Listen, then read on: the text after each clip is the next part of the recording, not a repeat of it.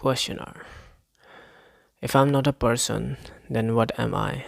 Maharaj. Wet cloth looks, feels, smells differently, as long as it is wet. When dry, it is again the normal cloth. Water has left it wet. Water has left it, and who can make out that it was wet? Your real nature is not like what you appear to be. Give up the idea of being a person, that is all.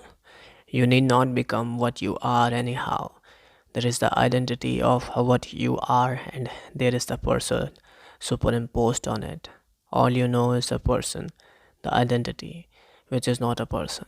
You don't know, for you never doubted, never asked yourself the crucial question: who am I? The identity is the witness of the person, and sadhana consists in shifting the emphasis from the superficial and changeful person to the immutable and ever present witness. Questioner.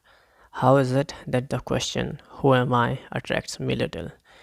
I prefer to spend my time in the sweet company of saints. Maharaj.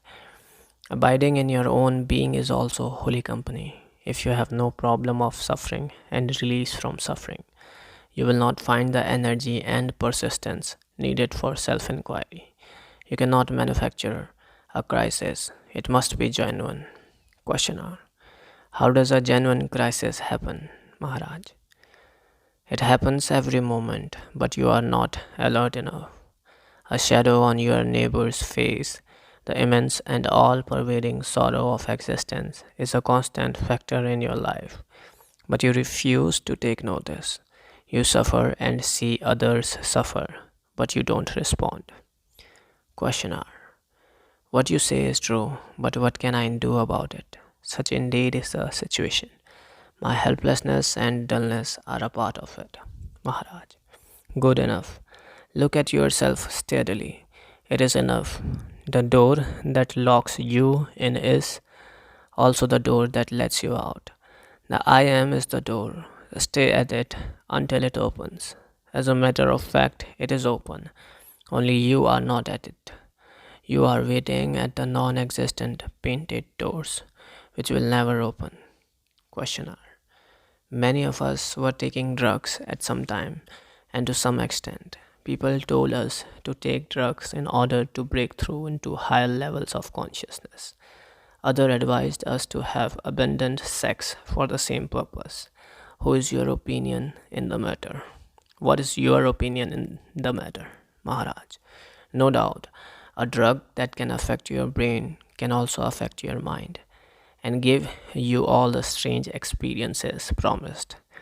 But what are all the drugs compared to the drug that gave you this most unusual experience of being born and living in sorrow and fear, in search of happiness which doesn't come or doesn't last?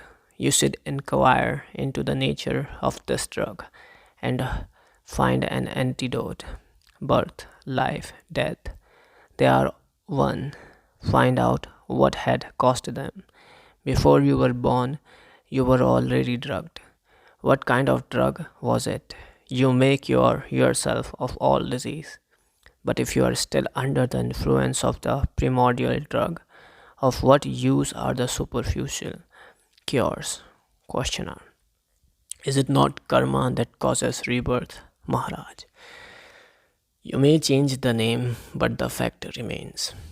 What is the drug which you call karma or destiny? It made you believe yourself to be what you are not. What is it? And can you be free of it?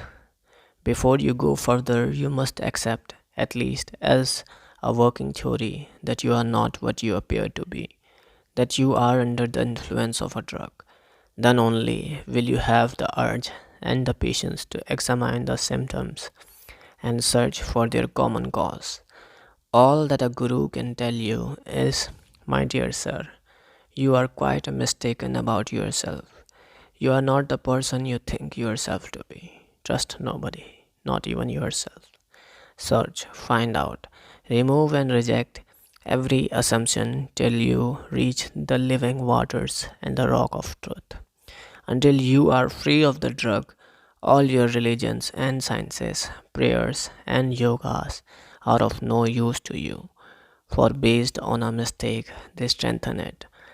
But if you stay with the idea that you are neither the body nor the mind, not even their witness, but altogether beyond, your mind will grow in clarity, your desires in purity, your actions in charity, and that inner distillation will take you to another world, a world of truth and fearless love.